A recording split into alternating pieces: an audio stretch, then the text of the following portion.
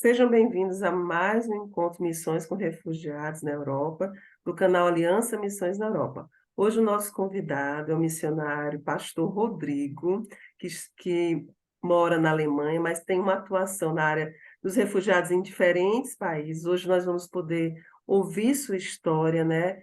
Não somente o seu relato de como foi que ele chegou a iniciar esse trabalho, mas aquilo que Deus tem feito através desse trabalho, né? Eu sei que tem muita gente com sede, com fome de aprender mais, Rodrigo. Então, assim, por isso eu não vou me alongar muito na apresentação e vou deixar que você se apresente. Fique à vontade. Tá bom. Bom dia ou boa tarde, dependendo de onde vocês estão. É uma alegria grande poder estar aqui compartilhando um pouquinho daquilo que Deus tem feito. E eu sempre gosto de deixar isso bem claro, bem no começo de qualquer fala, assim, no pessoal, com um amigo ou nas igrejas onde eu falo, porque eu acho que isso é muito importante, de deixar isso bem claro. Tudo que vocês vão escutar é o agir de Deus e é o mover de Deus. Um, o que eu o que eu pensei de fazer hoje é compartilhar praticamente um testemunho. E lá atrás, né, brevemente, o mais breve que eu consegui, explicar sobre de onde eu vim, como foi meu chamado e como esse chamado foi se desenvolvendo. Porque se eu falar assim, só o que a gente faz hoje e o que é o ministério, muita coisa não vai fazer sentido. E eu acho que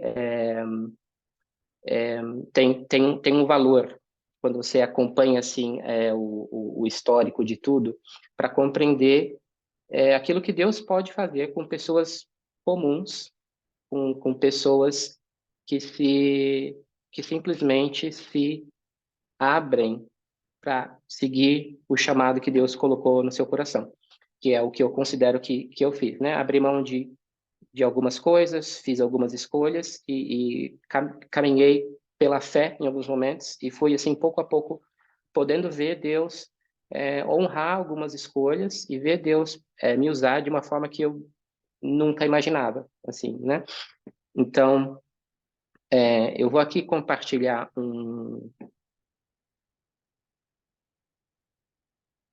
a minha tela. Vamos ver como é que eu vou fazer isso de novo, que eu não estou muito acostumado a usar o Zoom. Share screen. Vamos ver.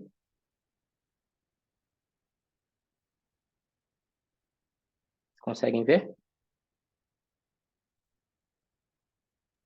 Sim, está ótimo. Tá ótimo.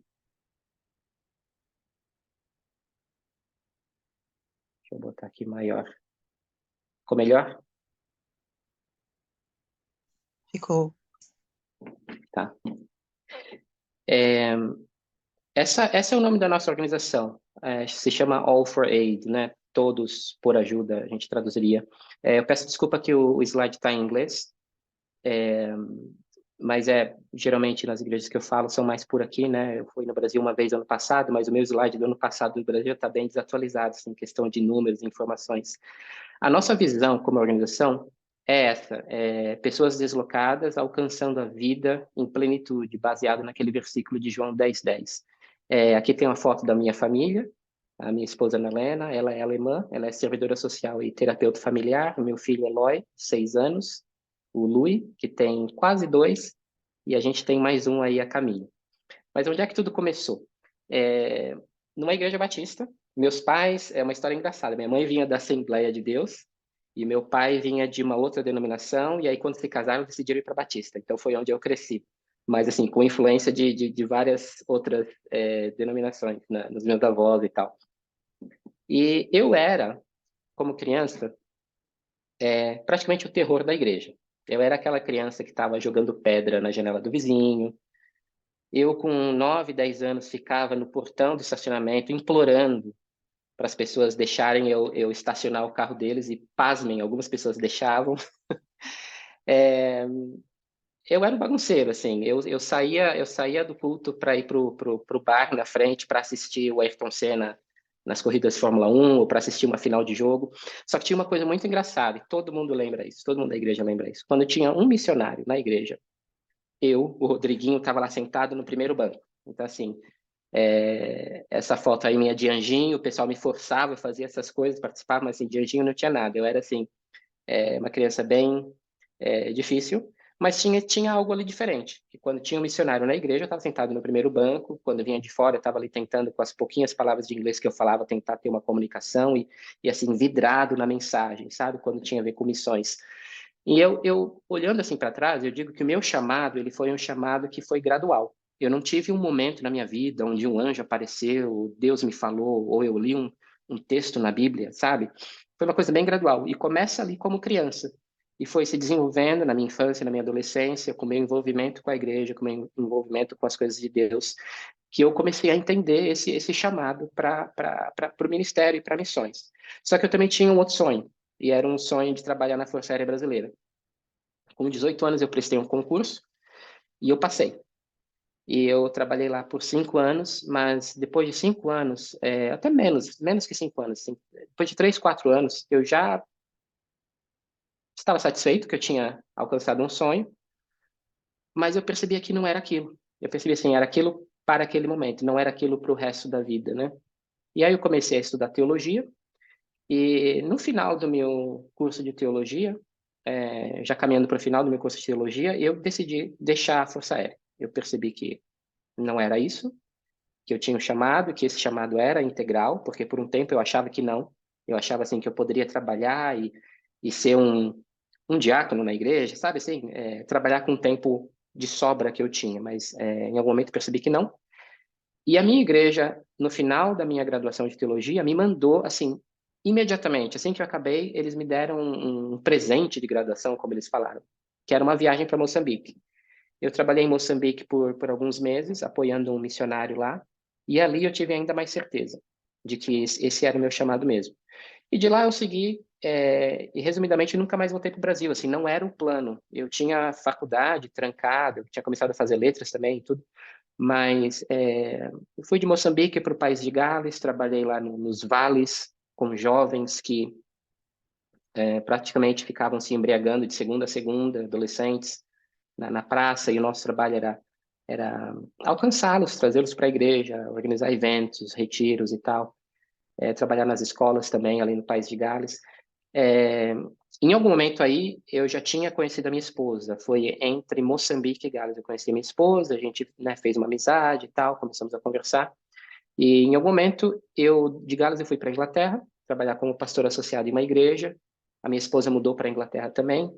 E nós casamos em 2010, começamos a nossa vida ministerial juntos.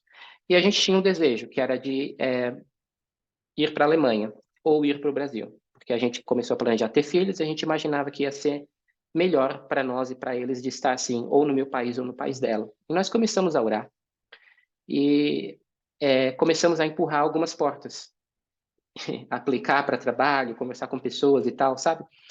Quando em algum momento Deus falou assim muito claro para a gente: se vocês acreditam que eu vou levar vocês para outro país, vocês não precisam empurrar portas. Vocês não precisam aplicar para trabalho. Vocês não precisam conversar com as pessoas. Eu vou abrir a porta no momento certo. E ali nós percebemos que a gente ainda tinha algo para terminar na Inglaterra, e fizemos. E depois de uns 6 ou 9 meses que nós não fazíamos nada, um e-mail chegou para mim e era uma pessoa me perguntando: você viu aqui a vaga de pastor nessa igreja na Alemanha? Era uma igreja batista de língua inglesa na Alemanha, em Frankfurt. E ali eu falei: sim, eu vi, mas eu não estou interessado. Mas por que não? Não, porque Deus falou que ele vai abrir uma porta. E a pessoa insistindo por e-mail, sabe? Não, mas quem sabe Deus está me usando? Porque eu queria que você trabalhasse lá. Eu não te conheço, mas eu li sobre você. Eu acho que tem, né, um encaixe muito bom entre os seus dons e o que a igreja precisa e tal.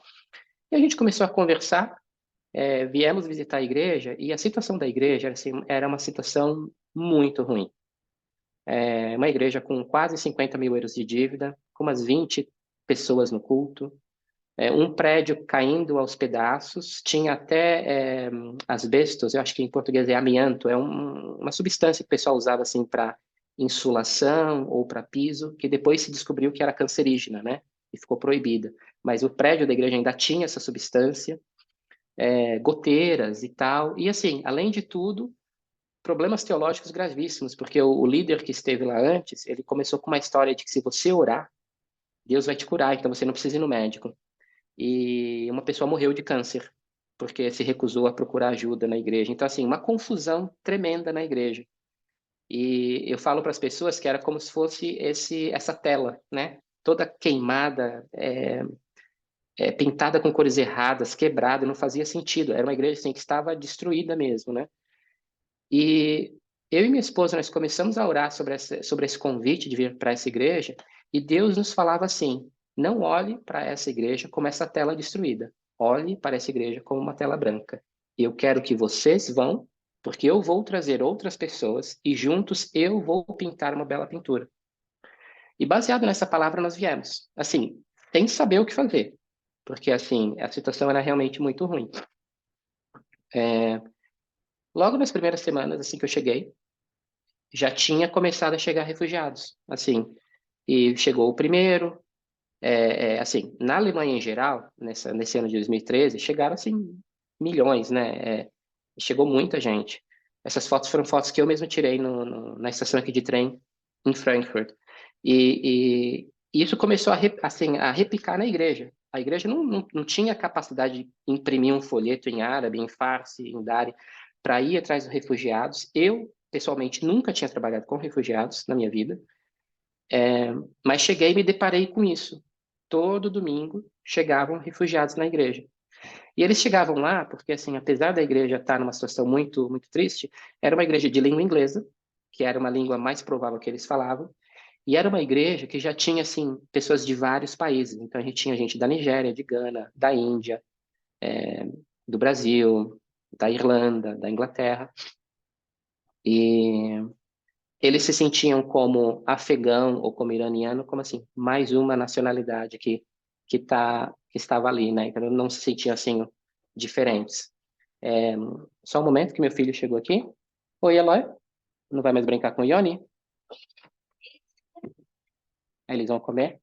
Tá bom. Então você sobe pro seu quarto para brincar lá um pouquinho? Sim. Porque eu tô numa chamada aqui, eu não posso ter barulho. Depois eu te chamo lá, tá bom? Me dá o balão. Eu te dou, tá?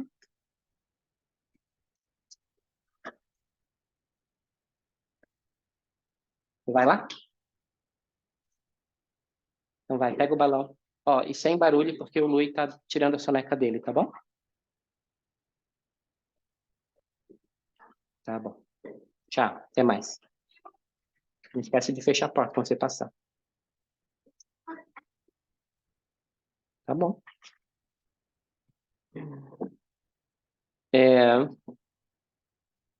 então, começaram a chegar esses refugiados, né? Na igreja. Um dos primeiros que chegou é esse jovem que eu estou abraçado assim, com ele, acho que é na direita, na tela de vocês. A gente está de frente para o batistério na igreja. Essa foto foi tirada no dia do batismo.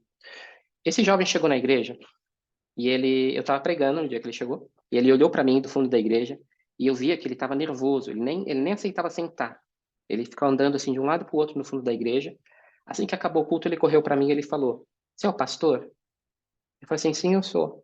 Aí ele começou a contar a história. "Olha, meu nome é Enek, eu sou do Afeganistão, eu sou muçulmano, mas eu não sou dos mais radicais. Na verdade, eu estava no exército, lutando contra o Talibã, com o meu irmão e o meu pai. O meu irmão foi morto nessa batalha. Eu levei um tiro na perna, e aí ele levantava assim a calça e mostrava uma cicatriz enorme na perna. E eu fui levado para o hospital, eu me recuperei, mas eu fiquei marcado pelo Talibã. Então eu decidi fugir. Eu levei 2 anos para chegar do Afeganistão até a Alemanha. Eu vim andando, maior parte, eu pegava carona em caminhão, carro, eu fui roubado em vários pontos, eu fui deportado de um país para o outro, eu apanhei, eu fui colocado na prisão, fiquei 3 meses na prisão, mas depois de 2 anos, eventualmente, eu cheguei aqui, e eles me colocaram aqui na acomodação de refugiados, e logo na primeira semana que eu cheguei, eu tive um sonho, onde um homem de branco aparecia para mim e dizia assim: é, eu sou o caminho, a verdade e a vida. Eu tenho tentado me comunicar com você e você não tem me escutado. Ele falou assim: pastor, eu acordei assustado com esse sonho. E eu comecei a perguntar para todo mundo: quem é esse homem? que palavras são essas? Quem é esse homem? Que palavras são essas? E aí um cara lá do campo de refugiados me falou assim, olha, eu não tenho certeza, mas eu acho que isso aí está na Bíblia. Então eu vim aqui para perguntar para você, isso é da Bíblia? Isso está na Bíblia? Então, assim, foi uma experiência onde ele chegou, né? Porque Jesus já tinha se apresentado para ele, então o evangelismo e o discipulado dele foi só uma consequência daquilo que ele já tinha vivido ali é, com Jesus através desse sonho. E aí começou uma bola de neve na igreja, onde nós batizamos aí, logo no primeiro ano, acho que só do Afeganistão e do Irã foram quase 50. E às vezes eles não queriam ser batizados na igreja, como normalmente a gente faz no batistério. Então nós batizávamos em lago, como essa foto do centro, porque eles achavam assim mais seguro. E eles liam a Bíblia, né? Então eles vinham e falavam assim, pastor, eu sei que o batismo é um testemunho público de fé, mas na minha circunstância, assim, eu não tenho temor pela minha vida, eu morro por Jesus, mas meu pai, minha mãe, minha irmã, meu filho, meu tio ainda está lá no Afeganistão, ainda está lá no Irã, e eu não quero colocá-los em risco. Então, podemos fazer num lago? Muitas vezes até eles perguntavam, podemos fazer na banheira de casa? E é, sei que muita gente pode até criticar, né? Porque não foi confrontado com essa realidade. Mas eu entrava e eu aceitava. Não, então vai, convida seus amigos, né? Faz o testemunho público de fé para os amigos que você confia, convida para tua casa, né? Convida para o teu banheiro e a gente vai fazer. Então isso começou essa bola de neve assim desses refugiados chegando e a igreja se engajando.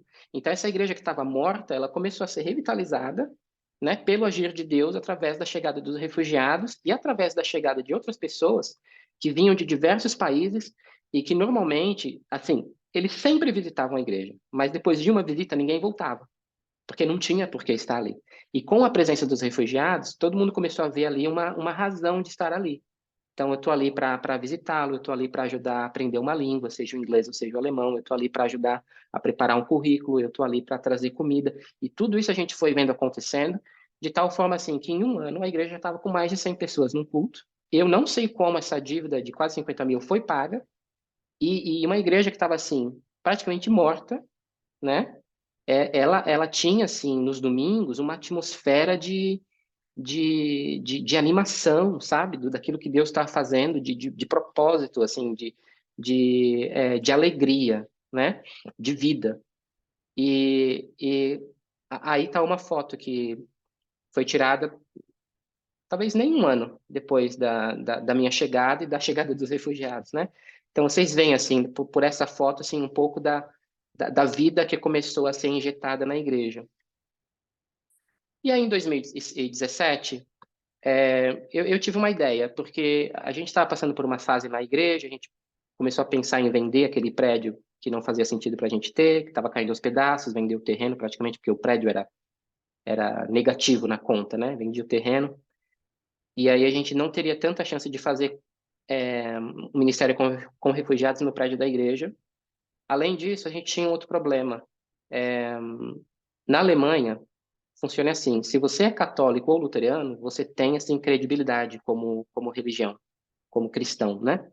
Mas se você é qualquer outra coisa, batista, metodista, Assembleia de Deus, presbiteriano, eles colocam todas essas denominações dentro de um saco, de uma caixa que eles chamam Freie Evangelisch, tipo assim, evangélicos livres, e é considerado quase como uma seita. Então, assim, para você ter acesso a um ginásio de esporte da prefeitura, né, ou para você ter acesso a um campo de refugiados que é coordenado pelo governo, era muito difícil para nós como igreja. Então a All4Aid, na verdade, ela foi começada com esse propósito de andar paralelo com a igreja local de Frankfurt para nos dar acesso a alguns lugares. Essa foi a ideia inicial. Mas aí, logo em breve, ainda em 2018, a gente teve uma outra ideia. Aí, se a gente faz viagens missionárias? Aí começamos a fazer viagens missionárias para Lesbos, que até hoje, né, é assim, o campo de refugiados mais emblemático da Europa, né? Nos últimos anos, tiveram ali de 2 mil a 26 mil pessoas nesse campo, vivendo em condições assim absurdas. Os Médicos Sem Fronteiras classificam como o pior campo de refugiados do mundo. Eu que cresci no Brasil, vi pobreza no Brasil e trabalhei na África Vi pobreza também lá, nunca vi nada igual o que eu vi nesse campo, na primeira vez que eu fui, campo de Moriá. Então, nós passamos a mobilizar voluntários e organizar viagens para esse campo, né, na Grécia, como All for Aid. Então, aí já se expandiu um pouquinho além daquilo que a gente originalmente queria. Estou eu voltando no final de 2018 com um grupo, quando eu sento assim no aeroporto em Atenas, voltando de Lesbos, ao lado de um senhor, a gente começa a conversar, e aí eu percebo que ele é o William. Eu tinha escutado falar do William. Ele tinha o melhor centro de refugiados na ilha toda de Lesbos. Ele tinha 10 chuveiros quentes, espaço educacional para as crianças, 10 máquinas de lavar profissional e estava fora do perímetro do campo. Então, assim, muito perto do campo de refugiados, mas fora do perímetro, o que significa o quê? Que ele estava fora do controle do governo grego. Ele estava numa propriedade privada, como uma ONG privada ali ajudando, né? E aí ele começou a contar, começamos a conversar. E assim, para resumir bem a história, sem a gente pedir e sem a gente ter condições, uns 2 meses depois, esse William estava sentado no meu escritório aqui da igreja em Frankfurt, e ele me fala assim, Rodrigo, eu vim aqui porque Deus me falou que é para eu dar o meu centro para vocês em Lesbos. Aí eu assim, William, mas como assim? Você quer dar para a gente? Ele falou assim, sim, tudo que eu investi lá, todo o equipamento, sim, tudo é de vocês. Só que a partir do momento que o centro é de vocês, as contas também são. Aí eu comecei a fazer conta na minha cabeça, né? Assim, caramba, 10 máquinas de lavar ligado o dia inteiro, né? Chuveiro quente ligado o dia inteiro, aluguel, né? O staff e tal. Eu perguntei para ele, mas precisa de quanto para tocar esse projeto aí? Assim, uns 7 mil, uns 7 mil euros por mês. Aí eu assim, William, dei risada, né? Falei, William, 7 mil? Assim, tipo, no ano todo que passou como All for Aid, a gente não fez 7 mil? De onde você acha que a gente vai tirar 7 mil por mês, cara? Não tem como. Eu achei que eu tinha te explicado. A All4Aid, ela, assim, ela é uma ONG registrada, oficial e tudo, mas, de certa forma, ela não é nada mais do que o Ministério de Refugiados de uma igreja local. Assim, a gente não tem condições, então, muito obrigado, não quero. Aí ele olhou assim para mim com um dos olhares mais profundos que alguém já me olhou na vida. Ele falou assim, Rodrigo, eu sei o que Deus me falou. Não me diz não assim, logo de cara. Vai para casa, conversa com algumas pessoas, ora, depois de uma semana você me dá a resposta. Eu falei, tá bom, posso fazer isso. Eu vim para casa, contei para minha esposa e a gente assim, nossa, será? Será que é Deus? Mas como? Como isso vai acontecer? Começamos a orar e naquela mesma noite Deus me dá o nome de uma pessoa e eu faço uma ligação. E com uma ligação eu consegui um compromisso de 7 mil euros mensais por um período de 2 anos. Eu não sei quantos de vocês trabalham levantando sustento, né? Ou trabalham assim com captação de recursos. Mas assim, quando eu conto essa história para pessoas que trabalham assim profissionalmente com isso, eles falam assim, Rodrigo, isso aí não existe. Assim, você para conseguir esse nível de dinheiro, você precisa fazer várias ligações e desenvolver relacionamento, ir na igreja e falar e não sei o que, sabe? Então, isso realmente é algo de Deus mesmo, né? E aí, a coisa começou a ir para um outro caminho, né? Que aí, esse é o campo, na época de 2017, 18, quando eu fui lá pela primeira vez, né? Então, vocês veem, assim, então, barracas. Nessa época, tinha aí em torno de 200 pessoas para cada chuveiro, para vocês terem uma ideia. 200 pessoas para cada toalete. Então, assim, principalmente para as mulheres, a situação era muito difícil, porque o homem ele pode tirar a camisa e tal, tomar um banho ali no mar, mas a mulher, principalmente se vem do mundo muçulmano, não pode nem tirar o seu véu, né? Então, aqui uma foto um pouco mais de perto, né? As condições assim bem abaixo do que a gente chama de fator mínimo humanitário, que assim não chega a ser uma lei, mas é um padrão que todas as organizações e todos os campos e todos os governos deviam seguir, né? De metros quadrados por pessoa, número de banheiro por pessoa, tem um padrão que deve ser seguido. Assim, lá não nada era seguido, ele é muito, muito aquém do que deveria ser. E a gente passou a ser os donos desse centro, né? O que aconteceu? Agora a gente foi dado o prédio, praticamente, né? Foi dado os equipamentos, tudo. A gente tinha os recursos, tinha os 7 mil euros por mês, e o que faltavam eram as pessoas. Só que a gente já tinha feito umas 5, 6 viagens de grupos para lá naquele ano. E assim que o pessoal soube que nós íamos assumir esse centro, de umas 40, 50 pessoas que nós tínhamos levado para lá, umas 5 vieram para mim e falaram assim, olha, Deus está me chamando para ir. Assim, para largar meu trabalho, para largar tudo e para ir para lá, ser missionário, né? E o tempo todo que isso está acontecendo, eu ainda estou pastoreando a igreja, né? Então, eu estou ali liderando a igreja, liderando a Alforei, e Deus manda... só da minha igreja foram 3, aí de uma igreja em Munique foram mais 2, uma igreja em Londres foram mais 2, aí vem mais 2 do Brasil. Eu sei que a gente tinha uma equipe logo de cara de umas 10 pessoas que foram com as mais diferentes habilidades, pastor, professor, arquiteto, servidor social. Então, você tinha tudo ali que precisava, sabe? Assim, era uma coisa assim que se você quisesse planejar, se você quisesse orquestrar, ia ser difícil. Mas Deus, assim, por Ele mesmo, colocou todas as peças, sabe? Foi encaixando tudo. Vou ver aqui a próxima. Aí vocês podem ver aqui o centro já em ação, com... O meu filho chegou aqui do lado. Com o grupo de mulheres, yoga, lavanderia, distribuição de roupa, distribuição de itens de higiene, um banco de alimentos e várias atividades que nós fazemos lá de acordo com os dons dos voluntários, né? Arte, defesa pessoal, dança, pintura, tricô, yoga, tudo acontece lá. Essa é uma parte bem interessante do nosso centro, que a gente chama a lojinha, né? Que é um lugar só para as mulheres, onde as mulheres refugiadas podem vir e... Pega uma cadeira ali, senta aqui do meu lado, filho, se você quer. As mulheres refugiadas podem vir e elas escolhem o que elas precisam, sabe? Sutiã, absorvente, enfim, outras roupas, mas assim, outros brinquedos para as crianças, mas principalmente essas acessórios, né, íntimos. Elas vêm para o nosso espaço por quê? Porque é um espaço somente de mulheres. Então, elas pegam isso das mãos de voluntárias mulheres. Você acha em outras ONGs, calcinha, sutiã, essas coisas, absorvente? Acha. Dificilmente, mas até acha. Mas muito provavelmente, quando você achar, você vai pegar das mãos de um homem.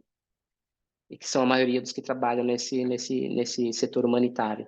E é desconfortável, né? É desconfortável para minha esposa, que é alemã, para minha mãe, que é brasileira, quanto mais para uma mulher que vem do mundo muçulmano. Então, aqui, esse espacinho aqui é um sucesso lá no centro, a lojinha das mulheres. E é de graça, né? Tudo isso aqui é de graça. A gente chama lojinha porque, assim, pelo fato que nós damos a elas o poder de escolha, né? Então, elas escolhem, elas experimentam o tamanho, elas veem a cor, escolhem a cor, tem lá um espelho, que também vai contra aquilo que acontece no mundo humanitário, que é tipo assim, é inverno, você precisa de jaqueta, faz a fila, tá aqui a jaqueta, tum, tum, tum, né? Vai passando, é seu tamanho, é a da cor que você gosta, não interessa, você vai ganhar e depois você troca. Então, geralmente acontece assim.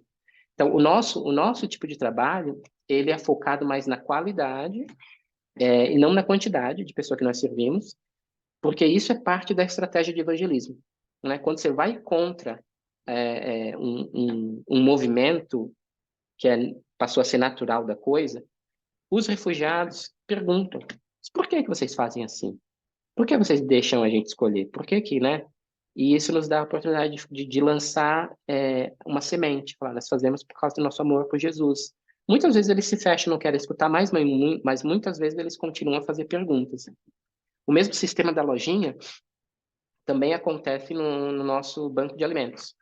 Então, assim, em algum momento, só para deixar claro, a mesma coisa que aconteceu com Lesbos, que nós fomos dado um centro em Lesbos, Grécia, 2 anos depois aconteceu a mesma coisa em Chipre.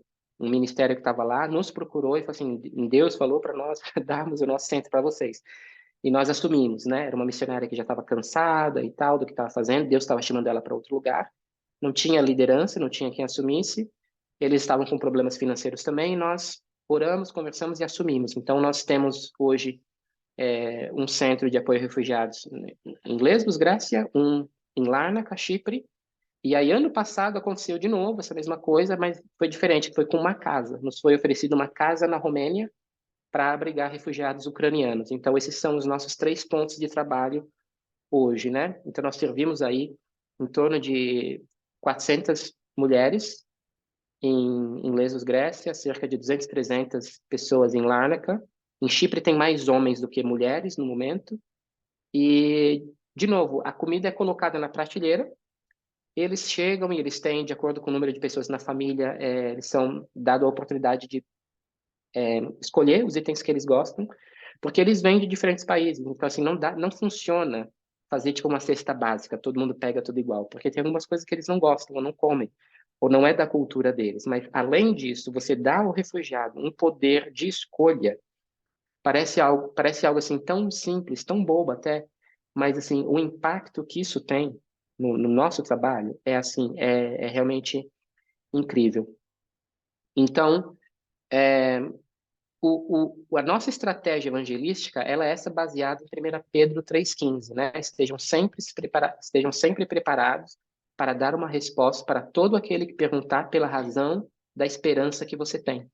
Então, assim, nós servimos com amor, servimos com foco na qualidade, não na quantidade de pessoas que servimos, e esperamos eles perguntarem. Quando eles perguntam, nós respondemos, e aí temos as oportunidades de compartilhar um pouco mais do amor de Deus. Então, assim, é um trabalho, começando pelo ponto C aqui, é um trabalho que ele é humanitário, sim, mas ele é missional. Ele tem uma estratégia e ele tem um foco, que é compartilhar o amor de Jesus. Ponto B, valorizamos a qualidade, né? Não a quantidade de pessoas que servimos. E um outro conceito do nosso trabalho que é muito importante é que nós trabalhamos com e ao lado dos refugiados, né? Eu venho de uma família humilde, né? Eu fui também beneficiário de projetos sociais na minha infância e eu sei o quanto é importante você escutar a voz da comunidade, né? Você se beneficiar do expertise da comunidade e não você chegar assim como super-herói pensando, tá aqui a minha ajuda, tá aqui como eu quero fazer.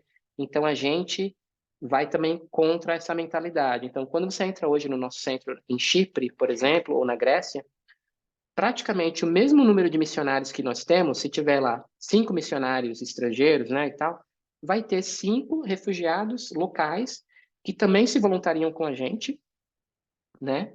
E nós não pagamos eles também são voluntários, mesmo porque é ilegal pagar refugiados. Nós damos assim alguns privilégios extras, né? Então eles têm mais acesso ao banco de alimentos, um pouco mais acesso à lojinha e tal, mas eles muitas vezes querem se ocupar. Então nós fazemos até um processinho lá de seleção para escolher esses refugiados que vão trabalhar no nosso centro com a gente, vestindo colete, sabe, sendo parte do time mesmo da Alforei e nos ajudando no planejamento dos projetos. Porque muitas vezes você pode ter uma ideia achando que vai funcionar e não vai. Então, a gente, pensando aqui no exemplo, teve várias coisas que a gente fez, que a gente pensou que ia por um caminho, mas a partir do momento que nós abrimos a conversa para esse grupo de refugiados voluntários que trabalham com a gente, eles levaram para outro, porque eles conhecem a comunidade, eles sabem o que funciona e o que não funciona, né? Então, por exemplo, na época da pandemia, nós costurávamos máscaras de tecido, né? E essas máquinas tinham todo um processo lá para ela ser lavada e higienizada. E a gente tinha essa pergunta: vai funcionar? Eles vão usar, né? Então, essa ideia de trabalhar com eles, né? Ao lado deles. Então é isso. Hoje a gente está aqui, né? O escritório central ainda é em Frankfurt, é de onde eu trabalho. A minha colega trabalha com a finanças, né? Comunicação é feito daqui. Mas em termos de projeto na Alemanha, caiu bastante, porque a partir do momento que a gente tinha os outros lugares, todo mundo queria ir para os outros lugares, porque é mais legal, né? É mais aventura. E então estamos aí na Grécia, em Chipre, na Romênia, e ano que vem a gente vai, por fé, né? Estamos aí no planejamento, abrir um novo centro na Turquia. Aí algumas fotos mais recentes do nosso projeto com refugiados ucranianos, né? Eu mostrei alguma coisa de Chipre e Lesbos, agora é um pouco das nossas casas. Nós chegamos a ter 3 casas em algum momento. Hoje nós temos uma que abriga, é uma casa grande que abriga 22 refugiados. E, de novo, vocês podem ver, pelas fotos da casa, vocês já podem pegar o nosso conceito, que, de novo, é a qualidade e não a quantidade. Então, o que aconteceu no começo da guerra, muitas igrejas, por exemplo, na Romênia, abriam seu salão de adoração, né, o seu santuário, e colocavam lá vários colchonetes, fininho e tal, tal, tal. E a ideia era, assim, abrigar o máximo de pessoas possível. A gente não critica, né? Isso tem o seu valor, isso demonstra, assim, a preocupação, a abertura, porque tem igreja que nem isso fez. E é um conceito, é uma ideia. A nossa é diferente, né? Então, vocês veem, assim, que a casa que nós temos lá para eles parece com a minha casa, talvez pareça com a sua, tudo bem. São biliches, né? Não são, né? São camas, não são colchões no chão, uma cozinha equipada ali, simples, mas, né? Um chuveiro com proteção, máquina de lavar. É, essa é a nossa ideia, de servir com excelência. Ó, o Ione está lá fora, seu amigo. Pode. Servir com excelência para gerar essa curiosidade, né? Todo mundo põe colchão no chão. Por que que vocês oferecem para a gente cama, né? Além da parte de acomodação, a gente também, principalmente o ano passado, a gente fez mais. Esse ano a gente fez menos, mas a gente enviava alimentos e ajuda humanitária para dentro da Ucrânia. Então fizemos parceria com 2 ou 3 igrejas na região de Ismail, e a gente organizava o envio a partir da nossa base na Romênia de alimentos e conseguimos enviar assim toneladas de alimentos para lá.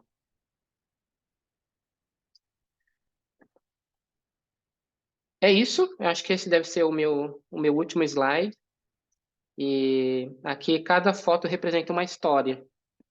A foto da esquerda é uma jovem trabalhando na nossa lojinha, uma jovem afegã. A gente chama ela de Sara. E ela, a primeira vez que ela chegou no nosso centro, na Grécia, ela chegou para lavar roupa, como muitas fazem. Elas não vão se despindo e já vai tomar banho, porque não confiam. Ela chegou, lava roupa umas 2, 3 vezes, até que ela ganhou confiança, começou a tomar banho lá. E logo uma moça da nossa equipe percebeu que ela falava inglês muito bem. E aí colou nela, começou uma amizade, convidou ela para ser uma das nossas voluntárias. Ela aceitou, ela passou a trabalhar na lojinha. E de uma conversa sobre fé no centro, a nossa estratégia geralmente é tirar essa conversa do centro, porque no centro pode ter alguém ouvindo ali que vai te dedurar no campo depois. Ah, a fulana estava interessada em Jesus, estava interessada no cristianismo. Então, quando a Zara demonstrou interesse, a minha colega começou a levar ela para um café, né? Uma coisa assim mais privada, mais protegida. Conversavam. Em algum momento ela convidou ela para casa dela, para um jantar na casa da minha colega, e ela veio e ela apareceu com o marido. Foi a primeira vez que o marido entrou na jogada. E aí conversaram a noite toda, tinham várias perguntas sobre Jesus, sobre a fé. E no final dessa noite, a Zara falou assim: Ah, eu vou indo embora porque já tá tarde. E a minha colega falou assim: Ah, tudo bem, eu também preciso ir para a cama porque amanhã é domingo eu vou na igreja. E aí foi engraçado, que aí o marido entra na conversa e o marido fala assim: Ah, você vai na igreja? A gente pode ir com você? E foram. Entraram na igreja pela primeira vez com essa colega da minha equipe. E, assim, seria lindo poder falar que naquele primeiro domingo tiveram um encontro com Deus, levantaram a mão e aceitaram, fizeram uma oração, mas não. Porque o processo com refugiados, ele é muito mais longo. Então, assim, eu brinco, assim, se eles tinham 20 perguntas a cada encontro com a minha colega, depois de ter ido na igreja, eles tinham umas 100 perguntas a cada encontro. E aí foram mais 8 ou 9 meses de conversa, né, de estudo bíblico e tal, de interesse, pergunta e resposta, até que eles foram batizados. E a gente teve a alegria, assim, de ver a Zara e o seu marido, né? Eles têm um filhinho também, de 2 anos, é, passando pelas águas de batismo. Mas, assim, isso não é comum, né? Para ser bem sincero, assim, é um privilégio quando nós temos a oportunidade de ver, assim, começo, o meio e o fim de uma história, de uma pessoa sendo alcançada pelo evangelho. Mas muitas vezes a pessoa está ali por tão pouco tempo em Lesbos, em média 6 meses a 3 anos, que você não tem essa chance de ver esse processo todo, né? Então, mas nesse caso a gente teve e demonstra um pouco, né, como é que relacional. Não é assim você chegar com um folheto, não é você chegar com uma Bíblia de presente No nosso centro, ele é um centro completamente neutro, não tem literatura, não tem versículo bíblico pintado na parede, não tem nada. É um espaço neutro, todo mundo sabe que nós somos cristãos, todo mundo sabe a razão pela qual estamos ali, mas a estratégia tem que ser bem elaborada, porque se você vai muito agressivamente falar com as mulheres, principalmente nesse espaço que é só de mulheres do nosso centro, e os maridos ficam sabendo, os maridos vão proibi-las de entrarem no nosso centro, né? Então, é assim. A foto da direita aconteceu na Romênia. Um dia a gente recebeu uma ligação do... um, como é que eu posso traduzir? É tipo a seleção junior de ginástica da Ucrânia. Então, todas essas crianças que estão aí, elas são ginastas, assim, do país, são muito boas. E a gente recebeu uma ligação perguntando se nós receberíamos essas crianças na Romênia. Os pais já tinham assinado uma carta e tudo. Então, vieram 23 crianças com 5 treinadores para sair de um lugar de guerra para poderem continuar o seu treinamento. E chegaram às 5 da manhã na Romênia. Eu não estava lá. Isso é o meu colega me contando, assim, com lágrimas nos olhos. Falando assim, Rodrigo, chegaram lá e eu vi que eles estavam com fome. E a gente tem muito esse conceito de alimentação natural também na Alforade, né? Mas eu falei, Rodrigo, não tinha jeito. A única coisa que estava aberta era McDonald's. Assim, levei todo mundo para McDonald's e eles comeram e eles, assim, chorando. Eles estavam viajando por quase 3 dias, de onde eles saíram até chegar na nossa casa, né? Na Romênia. E aí ele falou que depois de comer, levou eles para casa. E no dia seguinte, ele foi visitar a casa com o seu filho, porque meu colega que trabalha na Romênia, que lidera o projeto, ele tem um filho de uns 11 anos também, da idade das outras crianças. E aí o filho dele começou a conversar com as crianças e elas começaram a compartilhar que elas tinham medo, né, o que elas tinham vivido, o que elas tinham vivido na guerra. E, e o filho do meu colega começou a testemunhar, com 11 anos. Começou a falar assim, olha, sabe, às vezes eu também tenho medo, mas sabe o que que eu faço quando eu tenho medo? Eu oro para Jesus e tal, e ele me atende. E as crianças começaram a perguntar, mas como é que você faz para orar? E ele começou a ensinar as outras crianças a orar. Então, assim, eu gosto de contar essas histórias porque existe um preconceito muito grande contra organizações cristãs que trabalham no meio humanitário, né, que trabalham no meio de desenvolvimento. Por quê? Porque é muito fácil você esquecer o seu propósito. É muito fácil você esquecer a razão por que você está ali. E eu dou graças a Deus que, assim, com todo o crescimento que a Alforede teve, né, então, assim, só para colocar em alguns números, ano passado a gente bateu aí quase 1 milhão de euros de entrada, a gente expandiu de uma localidade para quase 5 aí, né? E em números de voluntários, nós temos uma equipe de mais de 30 de longo prazo e de curto prazo, voluntários de curto prazo. Esse ano, a gente já teve aí mais de 250 voluntários de curto prazo, né? Que são voluntários que vêm assim para trabalhar com a gente por uma semana até 3 meses. Então, assim, apesar de todo o crescimento e todo o desenvolvimento, assim, da coisa realmente, para falar o português claro, sair do meu controle, porque eu não tenho como controlar, né, nos mínimos detalhes, o que cada um pensa, o que cada um faz. Graças a Deus, Deus tem trazido para a nossa equipe pessoas que são missionais também e pessoas que mantêm esse foco, né, de sim, servir com comida, com roupa, com casa, com o que eles precisam, com essa coisa mais emergencial, mas sem diluir a mensagem do evangelho. Sem empurrar a goela abaixo, né? Mas também sem se isentar e achando uma estratégia e achando um equilíbrio que, na minha percepção, é bom e tem sido muito eficaz. Eu acho que é isso. Eu agradeço pela oportunidade. Eu acho que sempre que se fala sobre missões, a gente tem ali essas 3 respostas, né? De orar, ir e contribuir. Se algum de vocês quiser responder em qualquer uma dessas 3 possibilidades, eu vou deixar o meu contato também. Vocês podem falar com a Mirza também, ela sabe como me alcançar. Mas eu acho que a gente também queria abrir agora para um tempo de perguntas aí, de um bate-papo. Isso. Exatamente, Rodrigo. Obrigada, Rodrigo. Rodrigo, glória a Deus pela tua vida. O que é? Tu pode tirar o PowerPoint completamente? Posso? Deixa eu Tá, tirar. isso, isso. É, bom, nós vamos agora para a segunda parte desse encontro, que é a parte das perguntas. A gente já tem até algumas aqui no, escritas, né? E a gente vai priorizar essas, mas eu vou explicar para vocês como é que nós vamos fazer, certo? Esse momento de perguntas, tá? É, você pode ou escrever ou abrir a sua câmera e fazer diretamente a pergunta para o Rodrigo. Ao final, nós vamos orar pela vida dele. Então, não vá embora antes da oração, porque eu acho que se a gente ouviu tudo isso, tu foi abençoado aí, eu fui abençoado aqui, viu? Então, eu não vou sair daqui sem orar pela vida do Rodrigo e pela família dele, tá certo? Então, tem uma coisa aqui, Rodrigo, que você já falou um pouco já, mas é sobre as conversões dos refugiados, né? Tem mais alguma coisa que você queria contribuir quando um refugiado se converte? Como é que ele se congrega? Como é que é esse discipulado? Como é que isso acontece na prática? São de diferentes formas.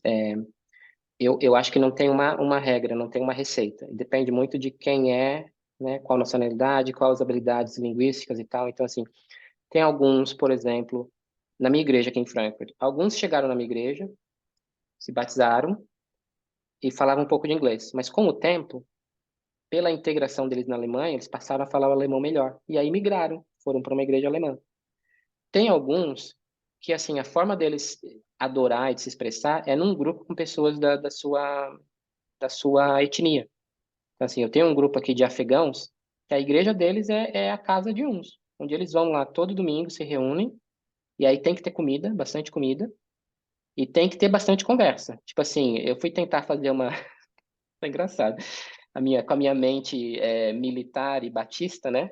Uma vez eu fui tentar fazer uma classe de batismo com esse grupo de afegãos, imaginando assim, né? As minhas 3 sessões, né? Antes do batismo, o significado do batismo e depois do batismo, a minha estrutura, né? Meu, eu conseguia, assim, o meu primeiro parágrafo do meu livrinho era um encontro. Sei que, tipo assim, o negócio assim, é longo, é demorado, assim, com eles, né? Porque é assim. Então, assim, depende. Cada um é cada um. Glória a Deus. Deixa eu ver outra aqui. Ah, exatamente, perguntando sobre o seu contato, você poderia escrever as formas de contactar, né? Quem estiver aqui já Sim. vai poder já guardar. né? Tem uma outra aqui. Tá. A Flávia disse: Obrigada, Rodrigo, pelo relato. Sou advogada. Acho que é em Belo Horizonte, né? Já voluntariei ah, com a A21. A21. Eu não sei o que é o A. Ou ela queria escrever o nome da organização. Fiquei confusa agora. Desculpa, Flávia. Bênção. Lugares diferentes e a vivência é a mesma. Ah, Eu tá. escrevi aí Deixa o eu... meu número e Pronto. o meu e-mail. Ok. Rodrigo, você sabe se tem algum projeto com refugiados na Desculpa, Espanha? desculpa, desculpa interromper. Eu sou a Flávia. Eu Flávia, estava você pode abrir falando. a câmera porque para poder ficar, que está sendo gravado o encontro. Obrigada, Flávia.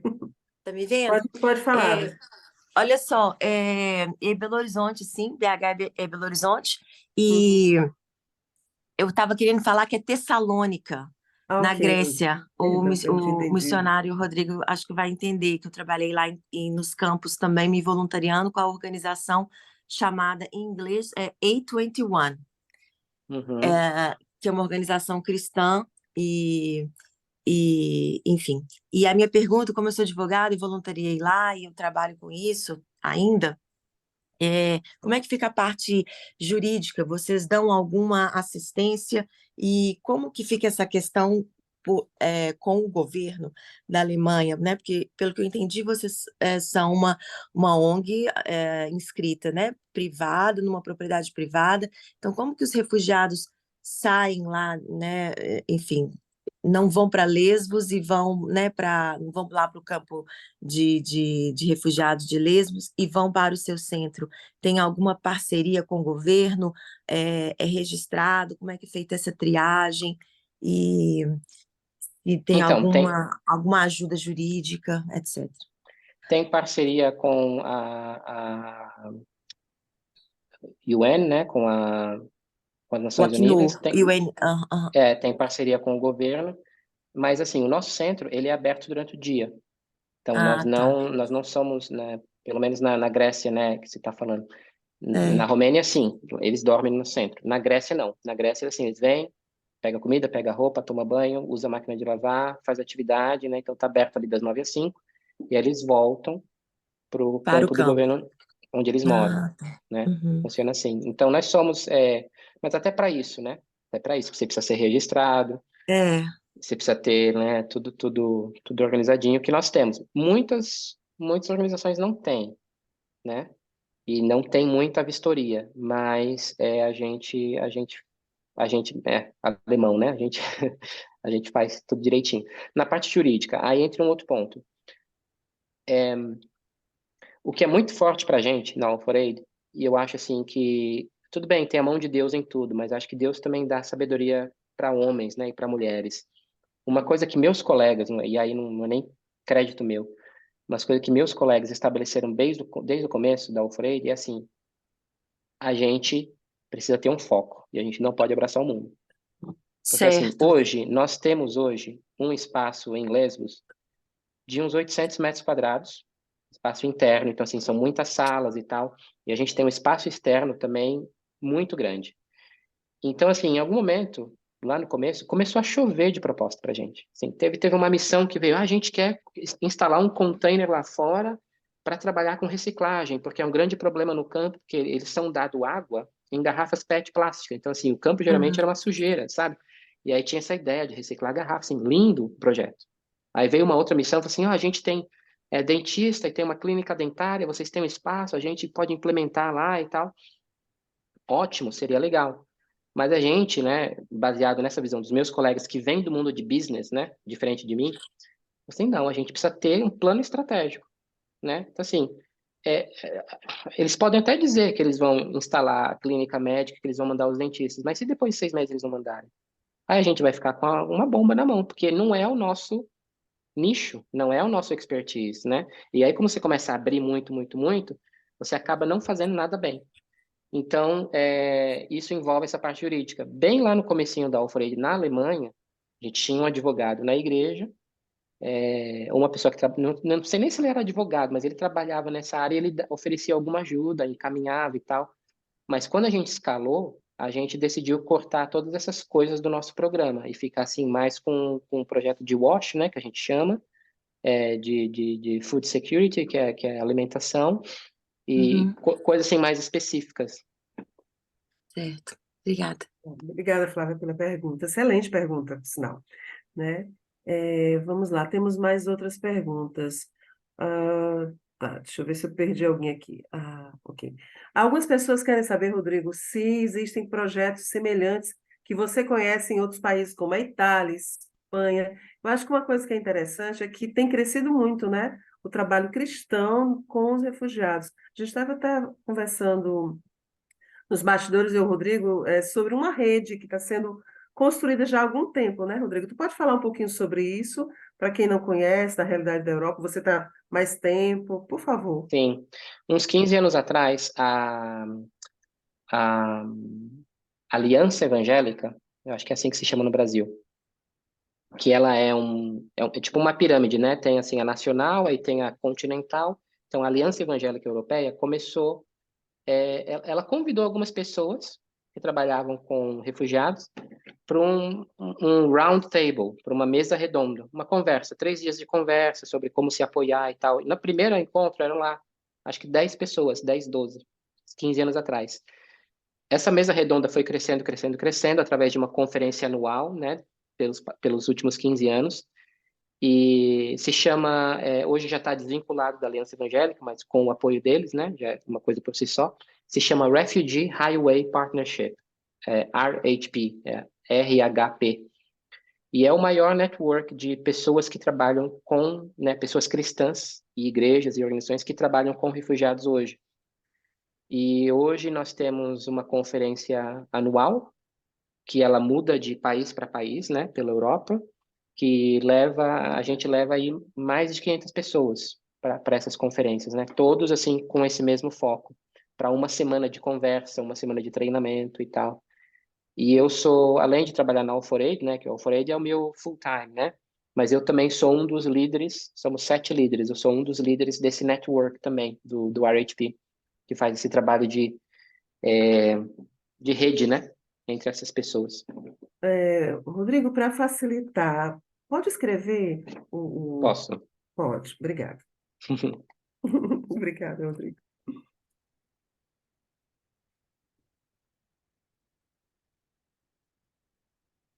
Eu lembro que esse último ano, né, foi na Itália, né, o último encontro. Uhum. Eu não sei se já tem o local do próximo ano. Você Polônia, sabe, Rodrigo? sim, Polônia. Polônia, gente. Olha aí, coisa interessante, né? Você que está trabalhando com refugiados, inclusive no Brasil. E lá é totalmente inglês o encontro? Como é que funciona essa parte da... Totalmente em inglês, com alguns workshops na língua local, né, que seria o polonês, para Ok. treinar a igreja local. A Marli está perguntando quando é que vai ser na Polônia. Vai ser mais ou menos no mesmo período? Vai ser, peraí que eu já ponho a data aqui. Tá. Eu vou achar e eu já ponho. Eu não pulei as outras perguntas, viu? É porque tem relação. Eu vou voltar para as outras perguntas, tá bom? Não vamos deixar de fazer as perguntas. Pode ir fazendo enquanto eu vejo aqui, enquanto eu procuro. Pronto, Rodrigo, a próxima pergunta é exatamente sobre o voluntariado. Como faz para ser voluntário, né, de curto ou longo prazo? Conta aí para gente como é que está sendo isso agora. Deixa eu pôr aqui a data, 22 a 25 de fevereiro. A inscrição não está aberta ainda, mas vai ser aberta aí nas próximas semanas. Se colocar na internet esse nome, a pessoa encontra o link Encontra. e pode ficar acompanhando quando abrir as inscrições, é isso? Sim, é. Eu também posso te mandar o link mesmo, aí você Sim, pode espalhar no grupo, com certeza, eu espalho. né? Sobre voluntariado, assim, nós temos tido bastante voluntários de curto prazo, então, assim, pessoas de uma semana até 3 meses, tem tido bastante. O que a gente tem procurado mais são pessoas, assim, que realmente tenham esse chamado mais a longo prazo, né? Para que a equipe continue crescendo e pessoas que consigam chegar nos lugares onde a gente trabalha, né? Então, por exemplo, pessoas que têm chamado a longo prazo para trabalhar com refugiados que têm um passaporte europeu, né? Ou que tenham um meio de passar um tempo lá significativo. Por exemplo, na Grécia existe uma possibilidade, que é uma parceria que nós temos com o Seminário Bíblico em Atenas, que eles oferecem lá um curso de 1 ano, que pode ser estendido por 2 anos. Não é um bacharel, não é nada assim, mas é um seminário bíblico, né? Um treinamento bíblico, só que ele é à distância. Então você vai lá, acho que 3 vezes por ano, por 2 semanas, para Atenas. E aí o resto do tempo você precisa estar em um ministério. Tipo assim, é parte do aprendizado, que você volte para um lugar e esteja em uma igreja ou em uma ONG cristã. Então, existe essa possibilidade também com a gente. Só que aí isso torna a coisa um pouco mais cara, porque esse curso, eu acho que custa em torno de 4.000 euros por ano, né? Então, assim, não é tão fácil, mas teria alguns caminhos, assim, mas se alguém tiver esse desejo ou conhecer alguém que tem esse desejo, a gente está sempre aberto para conversar sobre. Rodrigo, você pode encostar a tua cortina só um pouquinho, porque o sol está refletindo. Só um pouquinho. Isso, que legal. Só um pouquinho. Pronto, acho que é suficiente. Obrigada. Ok, perfeito.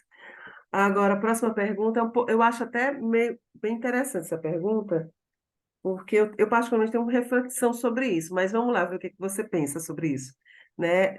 A Sueli perguntou, sei que quantidade não é o foco, mas com como evidenciar a evidência de conversão? Quantas pessoas foram alcançadas pelo Evangelho, né? Eu acho a questão é numérica, ou como vocês percebem que também estão conseguindo alcançar é, a vida dessas pessoas através de Cristo, né? Uhum. Então, a gente entende assim, o chamado evangelístico, na nossa concepção, ele não é um chamado organizacional, ele é um chamado para cada pessoa. Então, se você sentar com os membros da minha equipe e perguntar um por um vai falar, "Bom, no ano passado compartilhei com 5 e 3 aceitaram." O outro vai falar assim, compartilhei com 20 e 2 aceitaram. Eles, cada um sabe, né? Assim como eu sei dos meus também. Só que eu tenho menos oportunidade nesse sentido hoje, porque o meu trabalho acaba sendo mais administrativo, né? Então, eu não estou ali no, no, como é que a gente fala? No projeto ali, né? Campo. No campo, como eles estão, né? Então, assim, nós como organização, a gente não fica contando número de batismo, número de conversão, número de compartilhamento do evangelho. Então, não sei. Uhum. Vamos dizer. Eu particularmente, e assim, eu sei que a nível de, às vezes, de trabalho, quando você trabalha com refugiados, a nível de igreja local, isso às vezes é um pouco desafiador também, Rodrigo, porque às vezes há outros irmãos que não têm essa percepção ou não têm esse entendimento que o trabalho com refugiados é a longuíssimo prazo e que talvez você não chegue a ver os frutos. Você tem que ter fé que os frutos virão, mas talvez você não chegue a ver esses frutos, né? Às vezes isso faz com que algumas pessoas desanimem no caminho, mas eu posso garantir para vocês, a perseverança é tudo nessa história. Hum, Perseverança, a confiança no agir de Deus. E também tem uma coisa que fala muito ao meu coração, que eu acho que é interessante comentar, é que nós não somos boas para as pessoas esperando que elas se convertam, mas uhum, porque nós nos convertemos é que nós somos bondosos com as pessoas e buscamos, né, ter empatia, né, auxiliá-los. Então, a lógica é ao contrário, sabe? sim, Porque eu conheci a Cristo, é que eu devo amar e demonstrar atos de misericórdia para as pessoas. E que sim, muitas vezes isso vai levar muitas pessoas a conhecer a Cristo, ou talvez não, né? sim. Assim, eu compartilho dessa mesma concepção, né? Dessa mesma estratégia. O que eu acho importante é que cada pessoa, ou cada igreja, cada organização, tenha a sua estratégia. A sua estratégia vai ressoar com todos os parceiros que você possa vir conversar? Não, não vai. Então, assim, no nosso caso, já teve gente que entrou no nosso centro e falou assim, mas cadê a estante com as Bíblias? Cadê os folhetos? Cadê né?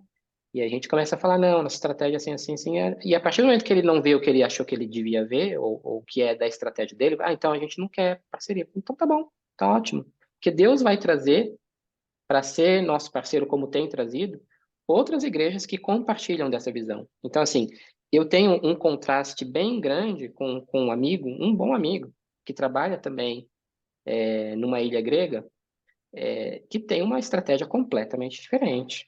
Assim, eu não sei se vocês sabem, mas assim, você fazer evangelismo de rua na Grécia é crime, porque a Grécia tem uma religião oficial, que é a ortodoxa grega, né? Então, se você até pesquisa assim no Google, recentemente nem tanto, mas alguns anos atrás, teve gente até que foi preso por isso. Então, assim, se você vai evangelizar na Grécia e você não tem acesso ao campo, porque assim, geralmente você não tem, só as organizações registradas que têm, e você vai lá com um grupo, uma igreja e tal, e você vai parar um refugiado na rua para evangelizar, é um crime. A estratégia dele se resume a isso, né? De ir contra uma coisa, uma limitação, uma lei que vai contra o que a Bíblia fala. Tudo bem, eu entendo a estratégia, né? E tem o seu valor, talvez tenha o seu espaço, e se ele for para prisão, ele não liga e tal. Mas assim, a gente, no nosso caso, não vale a pena seguir essa estratégia. Porque a gente tem tanto mais a perder, que assim, eu vou fazer isso, eu vou ser preso, eles vão fechar a alforelha, um monte de gente perde tudo, todo o benefício que eles têm desse acesso ao nosso centro, por uma bobeira, assim, entendeu? Então, eu acho assim, não é muita questão de certo e errado que eu vejo. Eu acho que na estratégia de evangelismo, as coisas vão se complementando, cada igreja, cada organização, cada pessoa vai alcançando pessoas diferentes de formas diferentes, né? É verdade. Rodrigo, nós vamos agora para a nossa cerejinha do bolo. Vamos para a oração. Que bênção, né? Independente de qualquer, eu acho que nós fomos ricamente abençoados pela tua vida, pelo teu testemunho, né? Eu abri aqui, mudei um pouquinho a forma para poder olhar melhor para vocês, tá, gente? Eu vou fazer o seguinte: não dá para todo mundo orar, né? Nós estamos aqui num bom grupo, mas, né? Vamos fazer o seguinte: escreve, né, algumas pessoas já estão agradecendo, escreve aqui no grupo se você pode e quer orar por Rodrigo agora, mas você vai ter que abrir a câmera, tá? Então, se você quer e pode, as duas primeiras pessoas que disserem eu, já vão poder orar, né? Ok, a Flávia disse eu. Próxima pessoa, quem mais? Mais uma pessoa que pode estar orando pela vida do Rodrigo, pela família, pelos pedidos dele, que ele ainda vai falar quais são, né? Mais alguém? Gente, tímidos não herdarão o reino dos céus. Ah, ok, Marcos. Deu certo. Tá, então vamos ao seguinte. Pronto, agora vai ser a Flávia e o pastor Marcos, tá certo? Rodrigo, fala quais são os seus pedidos de oração, para a gente poder saber no que a gente tem que estar orando por você, não somente hoje, mas ao longo do tempo, né? A gente ter você nosso caderninho de intercessão, tá bom? Uhum. Fala aí pra gente. Sim. Bom, resumidamente, né, assim, a longo prazo, são sempre as mesmas coisas, né? É o recurso financeiro e recurso pessoal. E a parte do meu trabalho, a minha parte é essa, né? Essa mobilização. Então, que Deus continue provendo pessoas, continue provendo os recursos e continue provendo intercessores. São as três coisas que a gente sempre coloca como pedido de oração. Sobre minha família, a mesma coisa, as mesmas três coisas, porque assim, todos nós na Alforade também levantamos sustento para o nosso trabalho, né? Então, que Deus continue a prover intercessores pela minha família, mantenedores, né? E outras pessoas que se juntem à minha equipe aqui na Alemanha. Mais especificamente, a minha esposa está grávida, então nós temos dois, tem mais um aí a caminho, podem orar por isso. Mais específico ainda, essa semana, eu vou estar lá em Geneva, nas Nações Unidas. Recebi um convite para participar de um evento que só acontece a cada 2 anos, que é uma consulta com diretores de ONGs da Europa. Então, são 50 que são escolhidos. Até agora, não entendi por que eu estou fazendo lá, por que me escolheram. Mas eu estou vendo assim como uma oportunidade, não para o Alforade, eu estou vendo assim como uma oportunidade de exercer uma voz em um ambiente de grande influência, né? Porque vão ser debatidos ali questões como inclusão, igualdade entre homem e mulher no trabalho, tal, tudo assim relacionado com refugiados, sabe? E você ter uma ONG cristã nesses espaços geralmente é raro, né? E aí o nosso trabalho lá de 2, 3 dias vai como uma proposta para o conselho, né? O diretor lá, conselho executivo da Acnur em Geneva, que aí implementa isso, né? Pelo mundo todo. Então, assim, é uma experiência bem interessante, assim, que eu não sei muito o que esperar, né? Se vocês quiserem algo mais específico essa semana já chegando, estou viajando na segunda para lá. Pronto, eu acho que é boas coisas para começarmos, né? Sermos intercessores na tua vida. Então vamos lá, gente. Por questão de tempo, né? Não dá para todo mundo orar. Então, hoje vai orar a Flávia. Assim que a Flávia terminar, a Flávia, eu peço que você abra a sua câmera. Aí o pastor Marco já pode continuar. E aí, antes de finalizar, eu dou só os avisos para a gente finalizar nosso encontro, tá bom, queridos? Flávia, pode começar a orar. Estamos aqui para. É isso. Amém.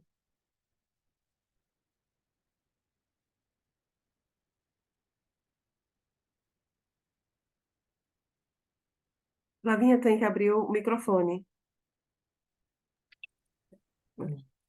Pai amado, muito obrigada, Deus, por essa oportunidade de estarmos aqui, reunidos em Teu nome, reunidos em família, reunidos como povo de Deus, Pai, para ouvir, para interceder, para expandir o reino, Deus, para continuar, para sermos fortalecidos, Deus, para expandir o reino, Deus, e seguir o chamado que cada um tem na vida de cada um. Pai, muito obrigado por essa oportunidade.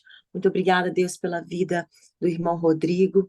Muito obrigado por esse projeto que nasceu no seu coração, Pai. Muito obrigada, Deus, porque pela tua fidelidade, Pai.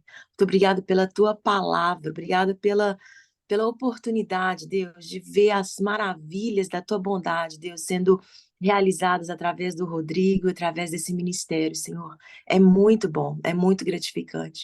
Eu te dou graças, Deus, eu rendo, bendigo o teu nome, Pai, por essa oportunidade de te servir, de orar, de estar em ambientes, Deus, de proporcionar isso, Deus, para me fortalecer a nossa fé, Pai.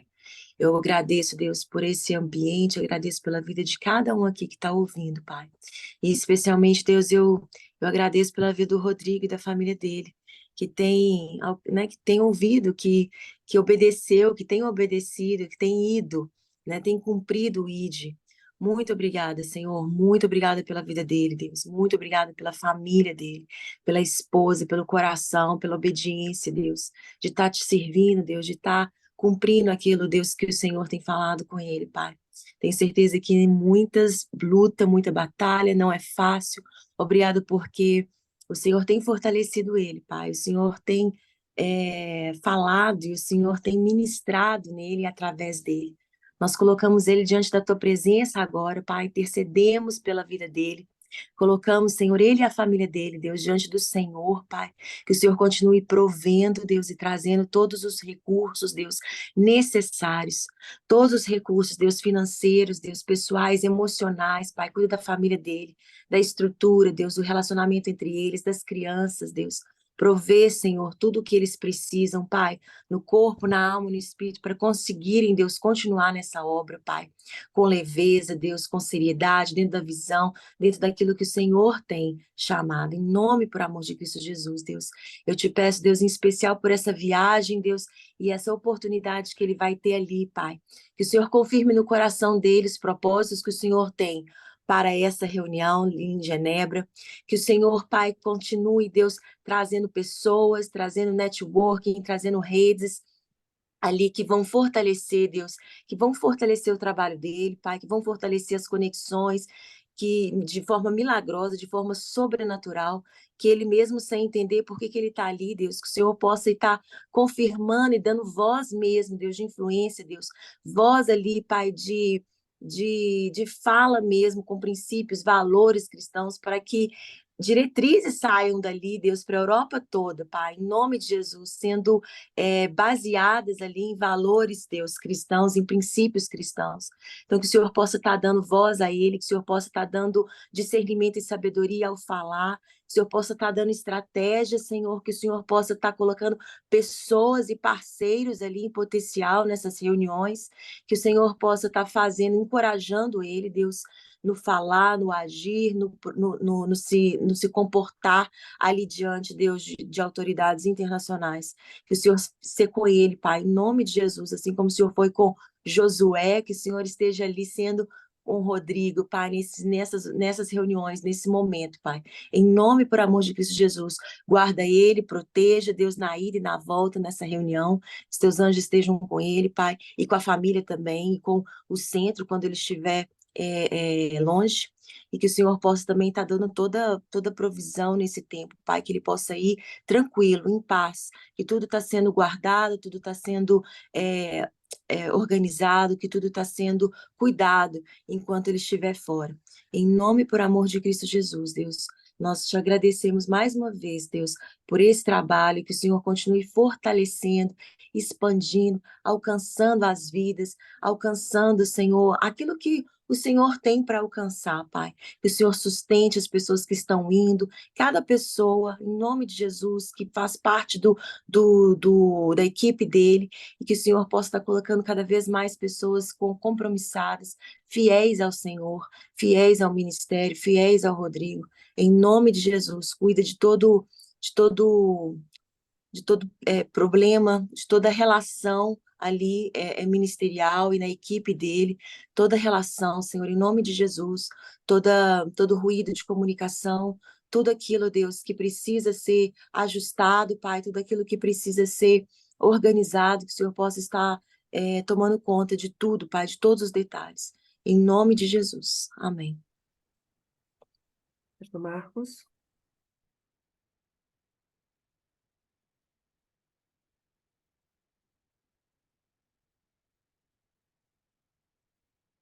Marcos, nós não estamos ouvindo.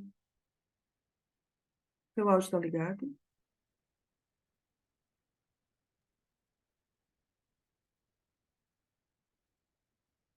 Não, não conseguimos ouvir. Não, por algum motivo. Eu vou fazer o seguinte, não se ofenda, tá? Mas para a gente ser edificado na oração também, eu vou dar a chance para outra pessoa, então, tá bom? A próxima pessoa seria o nosso irmão Ricardo. Ricardo, você pode abrir seu microfone e orar? Mas tu fica orando aí também, viu, Marcos? Senhor Deus, Amém. Pai, Filho e Espírito Santo, nós queremos te agradecer por este momento ímpar que o Senhor reservou na sua providência para nos chamar a ter uma compreensão mais ampla do teu reino a partir da igreja que é mais restrita. E o nosso objetivo é cumprir a tua tarefa, é a missão do povo de Deus.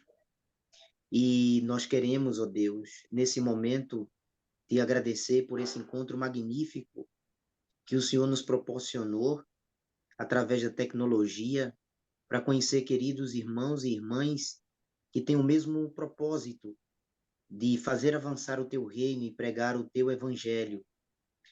Eu te louvo pela vida do missionário Rodrigo e a sua família.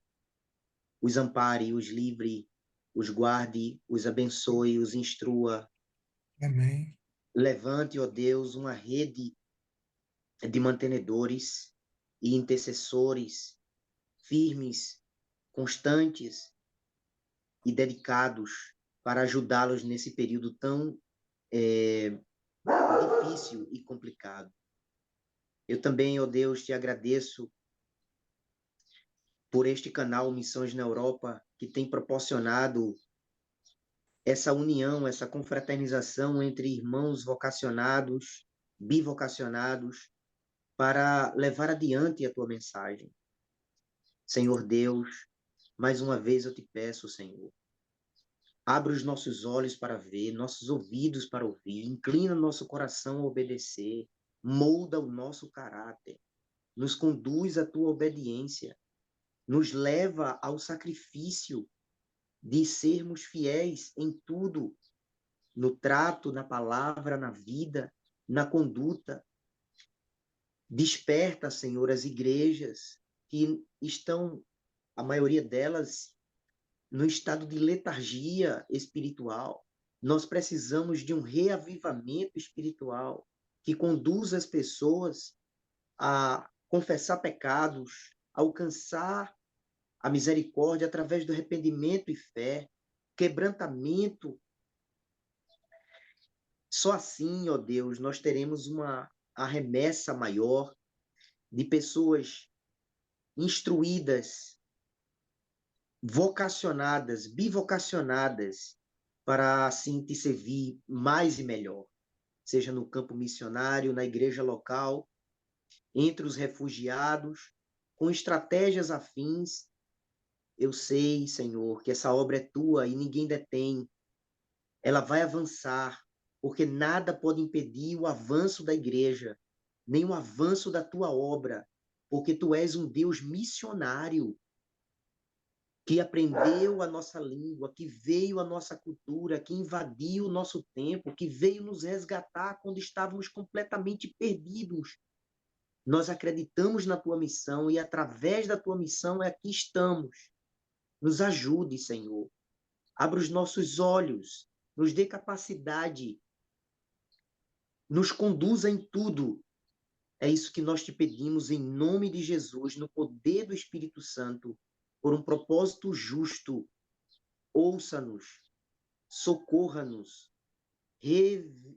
revitaliza a tua igreja, restaura o teu povo, abençoa a tua obra e faz ela avançar e crescer. É isso que nós te pedimos. Amém. Louvado seja o Senhor. Rodrigo, antes dos avisos, eu queria que você tivesse a oportunidade de ter uma última fala, né? Uma, uma última colocação, que fique à vontade, quiser falar mais alguma coisa, né? Uhum. Nossa, eu queria agradecer pela oportunidade, por vocês participarem e ouvirem, e que espero que seja, como eu falei no começo, né, um testemunho. Não sei onde cada um de vocês está na sua caminhada, né, no seu chamado, mas que espero que possa ter encorajado cada um de vocês a seguirem aí firme e continuarem discernindo o que Deus tem para vocês, e onde quer que seja, em qual país seja, qual ministério seja, e se for com a gente, ótimo também. Estamos aí à disposição, vocês têm os meus contatos. Rodrigo, desculpa te atrapalhar rápido. Eu estou indo ser missionário na Alemanha a partir do próximo mês. Legal. Que cidade? Eu estou indo trabalhar com o pastor Samuel Christenmarker. Eu vou ficar em Dresden. Legal. Minha esposa está indo para ser enfermeira lá e eu ser missionário. Louvado seja o Legal. Senhor. Amém. Pode continuar, Rodrigo. Não, é só isso. Como é que vocês se comunicam mesmo com o grupo? É um grupo de No WhatsApp? grupo, você ainda não está no grupo, mas eu vou te mandar o link. Tá bom. Tá? Eu quero saber se eu vou te mandar o link. Nós temos um grupo no Telegram, no WhatsApp, certo? Uhum. O nosso encontro, já que a gente começou a falar, vamos começar então os avisos, né? O nosso encontro ele acontece uma vez por mês, tá? Às vezes no segundo sábado, mas dependendo da disponibilidade do convidado, às vezes a gente coloca para o terceiro sábado. Nós já temos agendado convidados para o mês de outubro e novembro. Então, nós ainda temos 2 encontros de missões com refugiados esse ano, certo?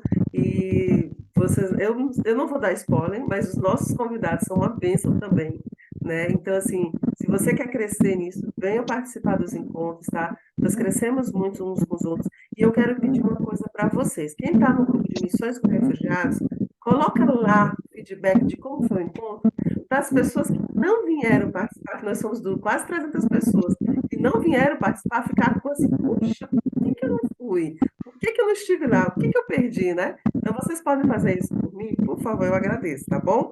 Gente, eu quero agradecer a todos e a participação de vocês, a gentileza, terem tirado esse tempo de manhã do sábado, de vocês que estão no Brasil, tá? Quem não está no período da tarde, Rodrigo, muito obrigada mais uma vez por ter conseguido encontrar agenda para estar aqui conosco, certo?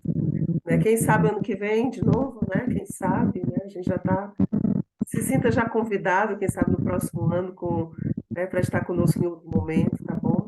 E eu quero desejar a todos, assim, um fim de semana maravilhoso. Que Deus possa abençoar vocês, né?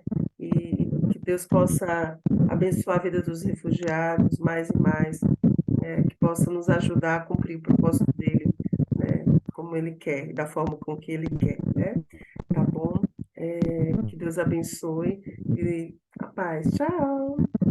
Amém. Tchau, obrigado.